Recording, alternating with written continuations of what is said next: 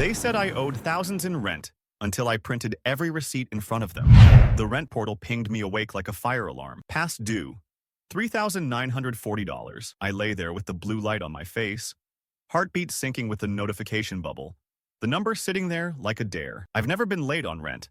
I'm the kind of person who alphabetizes spices and keeps a color-coded budget. My thumb hovered over the screen, and I opened the portal again. Like somehow it might reset if I refreshed. It didn't. The red bar pulsed. I scrolled to payment history and felt the floor tilt. 3 months missing. Vanished. March, April, May. Blank cells where there should have been quiet green check marks. I went straight to my email and typed receipt. The list was immediate. Subject lines in the same template they'd always used. Payment received. Confirmation A52P0J. Payment received. Confirmation number B39R2L. Every month had one. Each message had a timestamp down to the minute, the amount, the last 4 of my card, and the portal's logo in crisp navy. I pressed my finger to the first one like I could pull it off the screen and show the phone to the air. Then I screenshotted them all and opened my banking app. The charges were right there too, with the merchant descriptor matching the portal's processor. Harbor Residential PMT. Money gone out, rent paid. My life, measured in confirmations. I threw on yesterday's shirt and walked to the leasing office with my laptop in my backpack because I already knew this wasn't going to be a call later situation. It was barely 9, but the office door was open, and Maya was at her computer, shoulders neat and squared like a mannequin, nail-tapping the mouse. She smiled like an apology and said my name like she'd been practicing it. Hey, Evan, what can I do for you? You can tell me why your system says I'm almost $4,000 past due when I have receipts? I tried to keep it level. I opened my laptop at the little desk where they do community events and tethered it to my hotspot. Look, she didn't look. She glanced. Our system pulls directly from the payment processor. She used that tone that sounds like a dentist explaining how plaque works. If it says past due, there's a reason. The reason is your system dropped payments. I turned the screen and pulled up March. I paid on March 1st at 8:03 a.m. Confirmation A52P0J. Here's the email. Here's the card charge. April 1st at 8:02 a.m. Confirmation B39R2L. May 1st at 7:58 a.m. Confirmation C71N4Q, which is festive because I'm a little boring, but not late. Maya pressed her lips together and swiveled to her screen. Her nails clicked. Then worse. Okay, so I see those amounts reflected as pending on those dates, but then they're not applied to your ledger. It may be that your payments were reversed. By whom? I laughed once, the kind of laugh that burns on the way out. Not by me. It could be a bank issue. She smiled again, but her eyes held and didn't blink. Sometimes the processor flags transactions. If it's easier, you can bring a cashier's check today for the outstanding amount, and we can waive the late fees as a courtesy. But I need to close out the balance before the end of business. Otherwise, the file escalates. You're asking me to pay rent a second time. I'm asking you to take care of your balance. She said it softly, like it was my fault she had to say it at all. I walked home with the sun already high and sharpened to a metallic yellow. On Mrs. Alvarez's door, across the hall, a jagged strip of blue painter's tape held a corner of paper like a breath caught. She'd been gone 2 weeks. Non-payment, someone had said in the laundry room with a shrug. I unlocked my door and sat at the kitchen table, which was really just a rescued wood slab, and opened a spreadsheet. If Maya wanted numbers, I'd give her numbers until the columns sang. By noon, I had a table with dates, amounts, confirmation IDs, transaction IDs from the bank, posted dates, times to the minute. My friend Noah called while I was trying to code the paid rows green and the missing rows red without crying about it. You sound like someone who just watched the end of a nature documentary, he said. The lions are management, I said. And the antelope is my sanity. I told him everything. He works in IT for a hospital, which means he speaks fluent system. Okay, he said, voice shifting into that careful, click-a-pen mode he has. Payment portals don't just lose things. There's an audit trail. Even if they reverse something, there's an entry. The user-facing ledger might not show it, but the backend does. Ask them for the transaction IDs on their side. And ask for your ledger with notes. Maya said the system and escalates like a spell. Then get a counterspell. Documentation. Email them. In writing, he paused. Also, tell them you're requesting the full audit log for your unit, including any reapplied or reversed flags, and that you're consulting counsel. Use words they like. Ledger. Audit. Counsel. I swallowed. Counsel? Free legal clinics exist, man. Call one. And don't pay twice. That money will vanish into a black hole. I wrote the email with my hands shaking. Careful, polite, The way you write to people who hold your address like a switch. I attached screenshots of the receipts, the table, the bank charges. I asked for the ledger, the audit log, and an explanation of how 3 separate confirmed payments could be logged and then not applied. I CC'd myself, my alternate email, and because I was angry and wanted witnesses, I BCC'd Noah. At 2:30, I got a reply from a different name. Gerald Pike, regional director. I didn't know I had a regional. His signature line had a tiny American flag and the word excellence. He wrote that according to their records, my account was delinquent, that they had previously extended courtesies by waiving late fees, news to me, and that unless I remitted the outstanding balance in certified funds by close of business tomorrow, they would proceed with an unlawful detainer action without further notice. He also wrote that, we do not provide back-end system logs to residents. I stared until the words doubled. Unlawful detainer. That's the legal name for getting thrown out. I responded, attaching the receipts again, and wrote that I would be seeking legal advice. I hit send and paced a groove in the fake wood floor, counting my breaths, then went downstairs to the laundry room because I needed the thunk of washers to remind me the world included simple machines that did what they promised. Mrs. Green from 2B sat on the folding table, knuckles pressed to her knees like she might launch herself. They did it to me last year, she said, when I told her, because apparently we're all living the same script. Dropped 2 payments. Said the bank rejected them. Bank said no. I paid again because what do you do? I can't fight a company by myself. She folded a towel like you'd fold a flag, crisp and reverent. Then they raised my rent. When I got back upstairs, a neon paper hung under my peephole, like the building wanted me to see it before I saw anything else. 3-day notice to pay rent or quit. It used my full name and the amount, and had a box for proof of service with a line drawn through it, initialed MG. My stomach went cold. People walked the hallway talking about their dinners and their days, and there was my life tacked up like a flyer for a lost dog. I pulled it down and smoothed it on the table and felt the edges cut into my palms. I went to the bank in person because if I was going to be humiliated, I wanted a surface to pound. The teller printed my statements and circled the charges with a highlighter that smelled like fruit. Her supervisor came and pointed to a tiny code next to the transactions. Settled. Then to another micro-font code on a different line that I'd missed. See that? That's a gateway notation. It indicates the merchant requested a post-settlement adjustment. Not common. Usually only for refunds. She made a face like she tasted a lemon. But we don't have any outbound refund to your account. So the money left, I said, hearing my own voice from the end of a tunnel, and never came back. She nodded, sympathetic and useless. You can file a dispute, she offered. But if the merchant tells us the service was provided, what service? I asked too loud. What service is a roof? On the bus home, the city blurred. I thought about the night I moved in, about the way the hallways smelled like fresh paint and possibility, about how I bought a cheap printer when I started my job because it made me feel like a person with a filing cabinet when all I had was a closet. I thought about the receipts waiting in my inbox like breadcrumbs, about how a system can say you don't exist if enough people agree not to see you.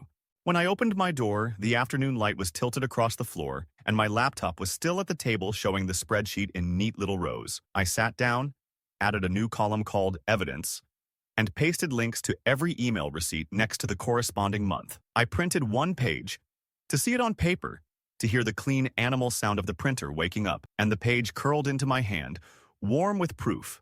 I called the legal aid clinic Noah found in 2 minutes that took me an hour to dial. The woman who answered had the kind of voice that could be a bridge. Bring everything, she said, after I told her in a rush. Every receipt, every bank record, the notice on your door. We'll see you tomorrow morning. And if they call you, don't say more than, put it in writing. She paused. You're not alone in this. I hung up and the room felt less like a box. I wrote another email to Gerald and Maya, and this time I CC'd the clinic's general intake address because I wanted them to see the letters. I said I would not be paying a second time, that I have receipts and bank confirmations, that I'm requesting a ledger audit and preservation of all records related to my account and any adjustments. I used words like spoliation that I had to look up first. I pressed send, and felt like I was throwing a rope into a dark well. Outside my window, someone was laughing in the courtyard. 2 notes and a squeak. Somewhere behind a wall, a dog barked and then apologized. My printer light glowed, small and steady, and then my phone lit up again. Your account has been updated. I opened the portal, breath held. The red bar was larger. They'd added late fees like interest on a lie. The payment history still showed those months as blank. But when I clicked an invisible sliver of gray next to March, some developer's afterthought tooltip, text flickered, payment received, reapplied. It disappeared when I moved the mouse. I didn't breathe.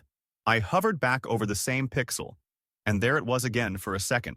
A ghost in the code, a word that meant someone had taken what was mine and slid it somewhere else. I took a picture of my screen like a tourist who'd seen a rare bird, hands shaking, and then another in case the first didn't save. My heart steadied. I knew what the next day would be. I sat there with the notice spread under my elbow and the printed sheet in my hand and the word reapplied floating behind my eyes like a warning and a map. The morning of the clinic meeting, I carried my backpack like a shield. Inside, my laptop, a folder thick with printed receipts, a USB stick with backups, and the 3-day notice folded so many times it had creases like veins. The waiting area smelled like coffee grounds and toner. A woman at the front desk handed me a form, and my pen stuttered on the line for reason you're here. I wrote, they say I owe rent I already paid. It looked flimsy on paper, like a child's excuse for missing school. Celine Ortiz met me in a room the size of a walk-in closet. She had her hair in a tight bun and glasses that reflected my laptop screen. She asked questions in a clipped, calm way, the kind that pulls details out without making you feel interrogated. I showed her the spreadsheet, the bank statements, the screenshots. She laid each page out like evidence, tapping the columns with her pen. They're alleging non-payment, she said. But you have receipts and settled charges. That's a defense. We can request a ledger, discovery, and audit logs. She glanced up. They'll resist. These companies count on you folding. Her voice was steady, and something inside me unclenched. I admitted the part about the hidden tooltip, the one that flashed reapplied. She looked at me carefully, then wrote it down. That matters. If their system is internally flagging a reallocation of payments, we need to lock that down. Take more screenshots. Video capture if possible. Every pixel counts.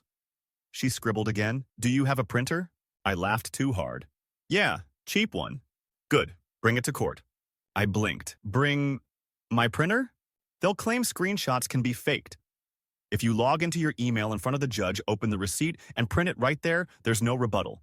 It's physical, in real time. That's how you make a record they can't argue away. Her certainty was contagious. For the first time in days, I felt taller. She drafted a letter to management on the spot. A formal demand to preserve all records, including internal transaction notes, audit trails, and ledger adjustments. She CC'd herself and had me send it from my account. Now they know you have counsel, she said. Now they have to think twice. When I left, the sunlight on the sidewalk felt sharper, like a new season. I bought an extra ink cartridge and a ream of paper on the way home, holding the bag like groceries for survival. That night, I got a call from an unknown number. I almost didn't answer, but curiosity won. A woman's voice, low and rushed. This is Tasha. I used to work in the office. Don't say my last name. My pulse jumped.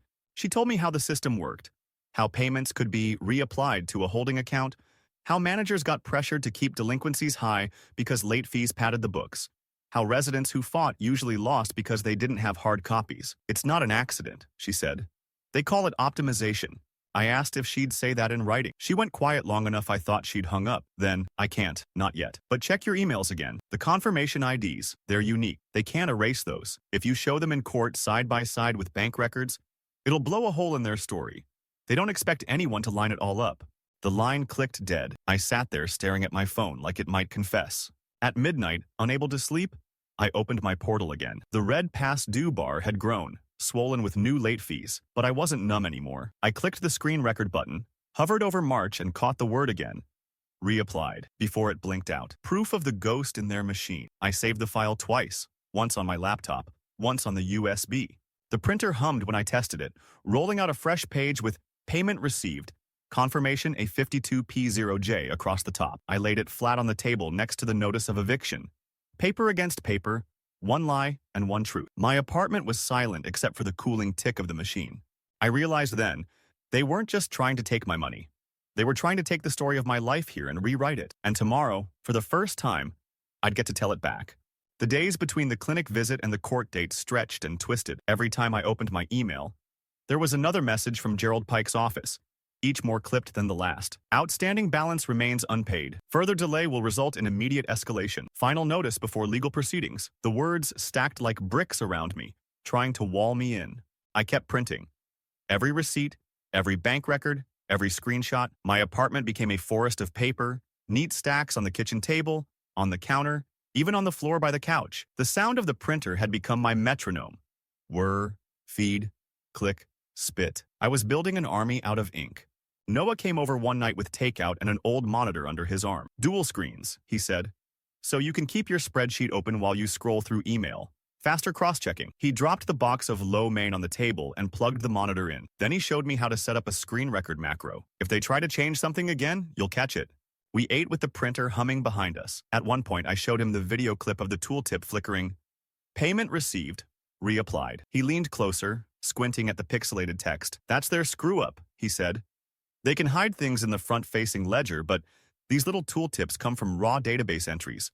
If the word reapplied exists, it means there's a shadow transaction log.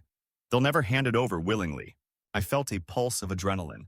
So they're siphoning? Not siphoning, maybe, but reallocating. Parking your money in some limbo so the system shows a deficit. Then they slap on late fees, and if you cave, they keep both. It's like legal pickpocketing. I laughed bitter. They don't expect anyone to be obsessive enough to print everything. Exactly, he said, holding up his chopsticks. That's your advantage. Weaponize your obsession. That same night, I got another call from Tasha. She sounded more nervous than before, her words spilling fast. They'll tell you it's a bank issue, but it's not. There's a button in the software. Reverse and reapply. We used it when Regional told us to hit delinquency targets. They'd pick residents who didn't raise hell. Single parents, students, quiet people. They'd lose 2 months, maybe 3.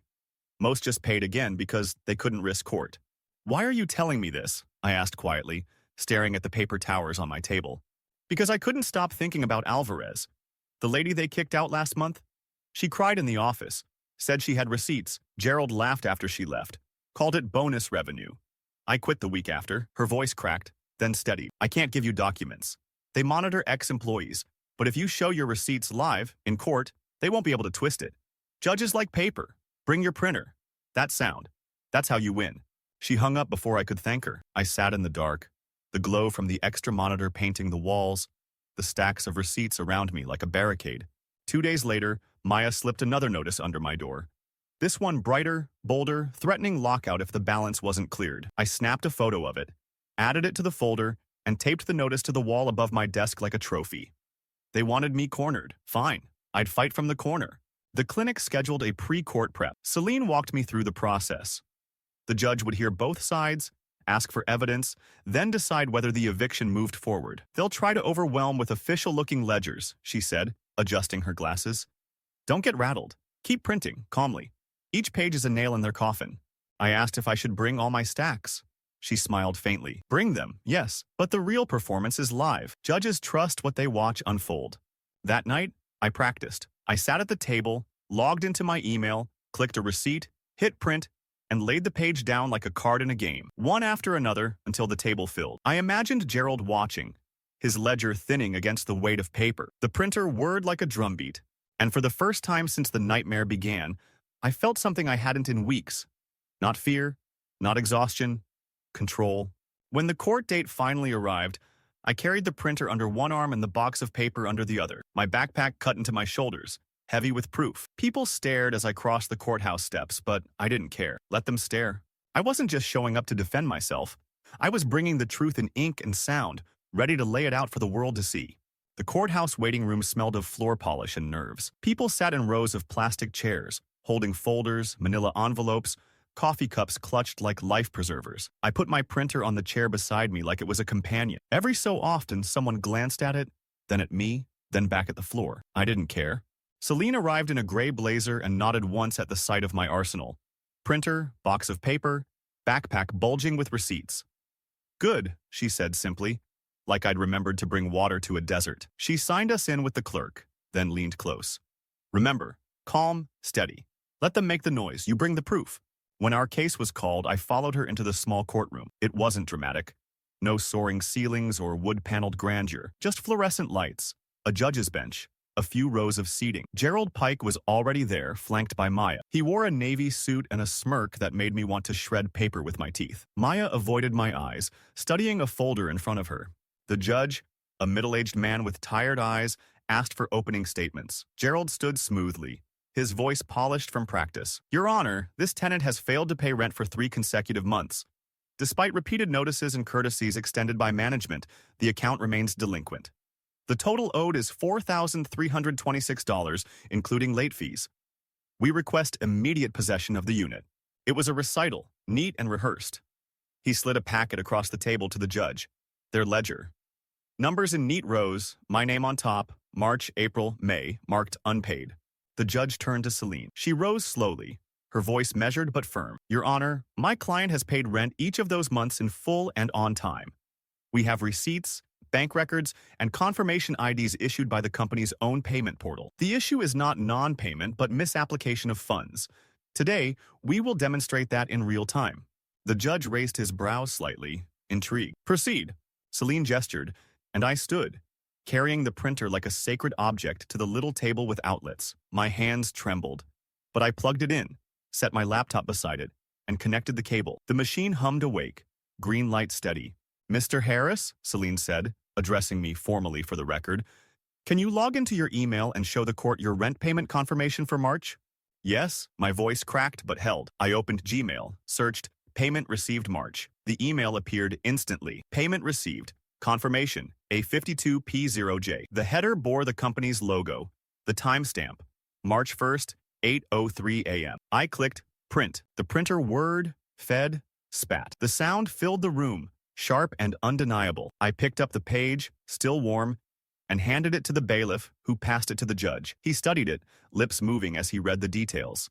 Now the bank statement, Selena prompted. I switched screens, opened the PDF from my bank, highlighted the March 1st charge. Harbor Residential PMT. $1,312 settled. Print, whir, feed, spit. Another page, another nail. By the third set, the April receipt and matching bank statement, the judge leaned forward, frowning at the company's ledger. Gerald shifted in his seat. Maya's hands tightened on her folder. Celine pressed on. Your Honor, the company's ledger omits these payments, yet the confirmation IDs exist. The bank shows settlement, and their own system issued receipts. We also have video evidence of their portal flagging these payments as reapplied, meaning the funds were redirected after acceptance. She gestured, and I played the clip. The tool tip flashed. Payment received, reapplied. The judge's eyebrows shot up. Mr. Pike? The judge said slowly, turning to Gerald. How do you explain this? Gerald cleared his throat. Your Honor, system glitches occur. Residents sometimes misunderstand bank holds. Our records are accurate. The judge held up one of my fresh printed receipts. This is not a misunderstanding. This is your company issuing a receipt with a confirmation number and the bank confirming settlement. And your ledger says nothing was paid. That is a discrepancy you need to account for. Silence stretched. My heartbeat was thunder in my ears, but underneath it I felt something else. A current of power, shifting. For weeks I had been the one shrinking, cornered. Now Gerald was the one squirming under fluorescent lights. Celine leaned in for the final strike. Your Honor, we ask that this eviction be dismissed with prejudice, that late fees and penalties be vacated, and that sanctions be considered for bad faith filings. We further request that the company preserve all transaction logs for investigation. The judge tapped the stack of fresh pages with his pen. The sound echoed like a gavel. I agree.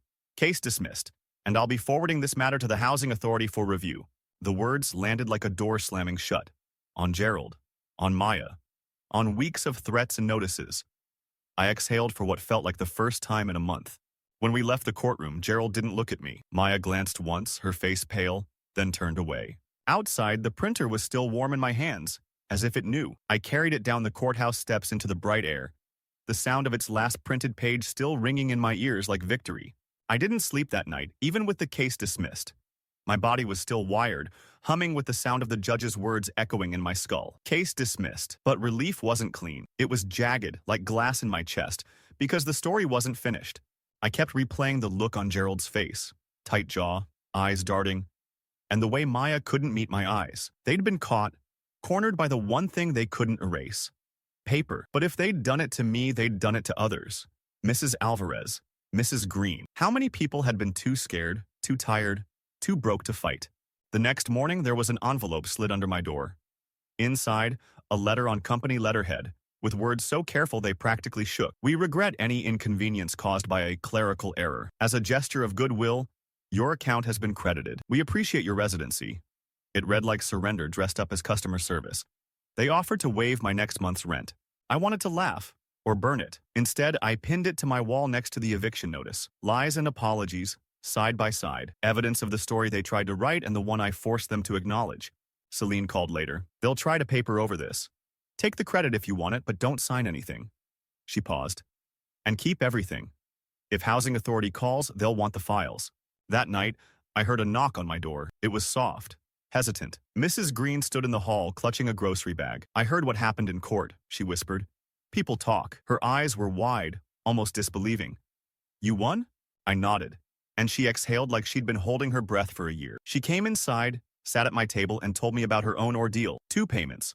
Lost, notices piling up, the humiliation of borrowing from her daughter to cover them a second time. She cried when I showed her my stack of receipts. "I thought it was just me," she said. The next day, I got a message from an unknown number. No voice this time, just text. "I can testify now. I'll send a statement to Housing Authority. Tasha." I stared at the screen until my eyes blurred. She was risking something. Maybe everything. But she was tired of silence too. So I printed her message. It joined the others on the wall, proof that the truth wasn't just mine anymore. Weeks passed. The Housing Authority opened an inquiry. Celine forwarded me the request. All documents, all correspondence, all receipts.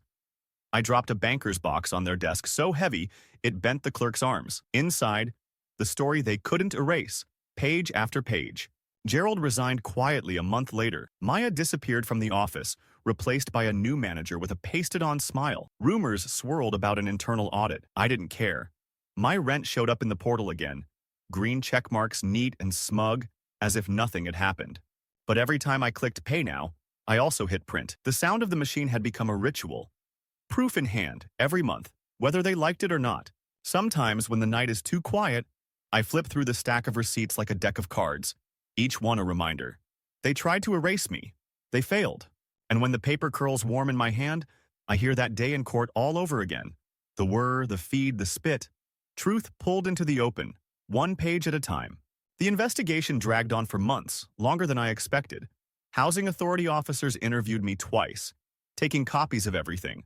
My receipts, the videos, even Tasha's message. They wanted names, dates, patterns. I gave them everything. It felt like emptying my pockets after a long trip. Scraps, tickets, notes. But each one carried weight now. In the meantime, life crept back in. I went to work without dreading what might be taped to my door. I came home without scanning the hallway for neon notices. Still, I couldn't shake the habit of checking the rent portal every morning. Heart-hammering. Until I saw the green check. The trauma had rewired me. Safety had become conditional. Then, one afternoon, Celine called. Her voice had that rare hint of triumph. They settled with Housing Authority. Fines, restitution, mandatory audits across all properties. They're refunding fees to former tenants. Alvarez is getting hers back, and... She paused, letting it hang. They've admitted in writing that reapplication was used improperly. I sat down hard in my chair. So, it's real. It's over. "It's real," she said. "For now," she softened. "I don't tell clients to celebrate too loudly. But you fought, and you won. And because of that, others will too." After the call, I walked to the wall where I'd been pinning every piece of paper. The eviction notice, the fake apology, the receipts, Tasha's text. I stood there a long time, then carefully peeled each one down. I slid them into a folder, thick and heavy, and tucked it into a drawer. Not erased, not forgotten, just stored. The printer sat on the shelf above, quiet, its green light still blinking. I touched it like you touch a friend's shoulder. It wasn't just plastic and wires anymore. It was the sound of my defense, the tool that turned invisible proof into undeniable fact. One evening, Mrs. Green knocked with a plate of cookies, shy but smiling. "It feels lighter here," she said, "like the building can breathe again." We sat together, eating in the quiet. And for once, I wasn't afraid of the silence.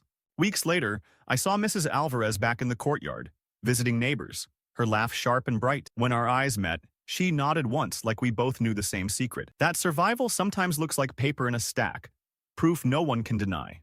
I never stopped printing. Every rent payment since, every confirmation. Not because I expect another fight, but because the sound comforts me. Whir, feed, spit, warm paper in hand, proof I exist, proof I'm paid, proof I can't be erased again. They tried to rewrite my story into one of debt and failure. But when I laid those pages down, one after another, I wrote it back. And now, every month, with every printed receipt, I remind myself, sometimes the smallest sound in a room, the hum of a cheap printer, can drown out the biggest lie.